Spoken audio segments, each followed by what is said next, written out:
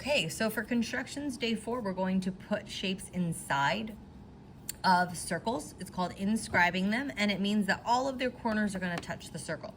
They all start with the same first step, and that's making a diameter. You can make the diameter in any direction you want, but basically it has to go through the middle of the circle and then touch the outside. For an equilateral triangle, it's really simple. You're going to put a pointy end on the circle where it touches the diameter and the pencil end at the center. And then you are going to make an arc. There we go. So I just make my arc, make sure it crosses through the circle twice, and then the top of the diameter and those 2 points you just made with your arc create an equilateral triangle, meaning all 3 sides and angles are the same. And that's the same process for numbers 1 through 4. So again, pause and rewind as needed. To make a hexagon, like I said, we always start with the diameter. And then a hexagon has 6 sides. It's a 6-sided polygon, as a reminder.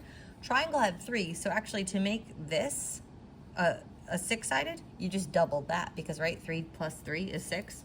So what I mean by that is you're gonna do the exact same motion you just did, but then you're gonna go to the other end of the diameter and repeat it. And those should not overlap, right? They should just barely touch. That's called being tangent to one another, for the record, but they should just barely touch there. And then you have 1, 2, 3, 4, 5, 6 points that you're going to connect with your straight edge. And that's how you make an inscribed hexagon. Okay, so again, pause and repeat, etc., as much as needed for 5 through 8. And the last one is a square. I already told you the first step for all of these is going to be to make a diameter. Again, it doesn't matter what direction your diameter goes. For a square, we're not going to go to the middle. We're going to go past the middle, because we're actually going to create 4 equal chunks of the circle. Right now, you should see we have 2 equal chunks. By bisecting or cutting in half this piece, so I just went more than the middle. It doesn't matter how much farther more than the middle you go. Then I'm coming back here without changing my compass and doing it again, just like the bisector construction from number 2 and number 3. And then line it up.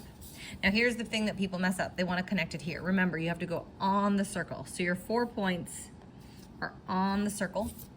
And then when you connect them, you make a square, which means you have 4 90-degree angles that are all being cut in half. So you have 8 45-degree angles. You have 4 equal sides, and you have 4 right angles in the middle. And that's how you do 9 through 12.